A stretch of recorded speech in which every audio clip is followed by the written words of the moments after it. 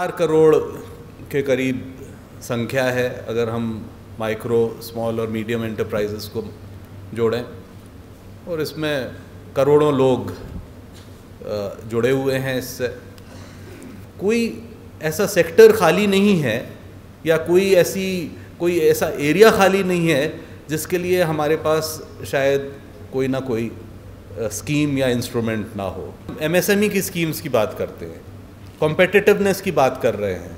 हमारा एक national manufacturing competitiveness programme चल रहा है, एक क्लस्टर डेवलपमेंट प्रोग्राम चल रहा है।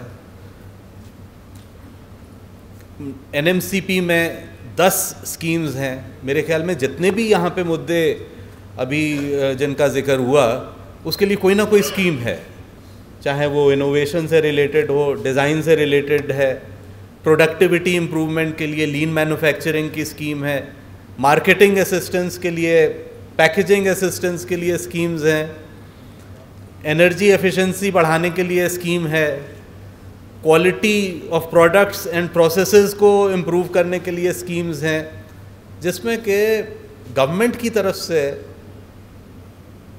सब्सिडी है, सहूलियत है, मगर उसकी ये रिक्वायरमेंट है कि वो आप तक पहुंच सके।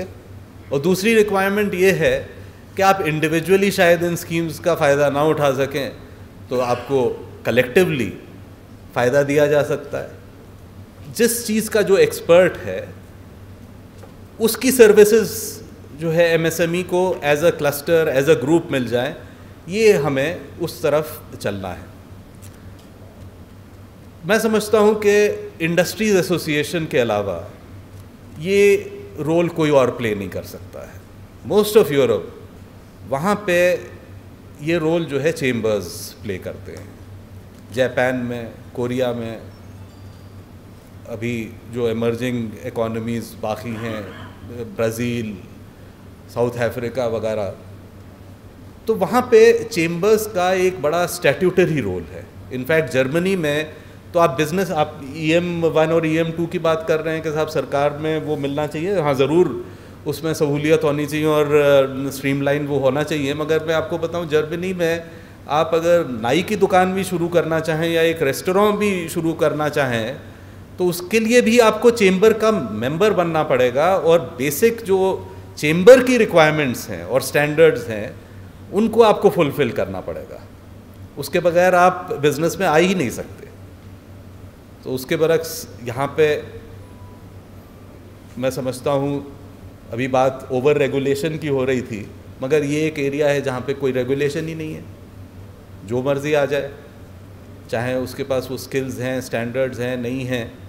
मगर मैं यही कहना चाहूँगा, आज विचार छोड़ना चाहूँगा कि अगर हम यहाँ पे कॉन्फेडरेशन में बैठे हैं तो हम इस कॉन्फेडरेशन की कैपेसिटीज़ को बढ़ाएं, और जो प्रोग्राम्स हैं जिनकी जानकारी मेंबर्स तक नहीं पहुंच पा रही है या मेंबर्स की शमूलियत इन प्रोग्राम्स में नहीं हो पा रही है, तो हम किस तरह से उसको बढ़ाएं, उस पर हम सोच विचार करेंगे। एक बड़ा प्रोग्राम अभी लॉन्च किया जा रहा है मिनिस्ट्री की तरफ से और नेशनल इनोवेशन काउंसिल से मिलके, नेशनल इंक्लूसिव इनोवेशन फंड का।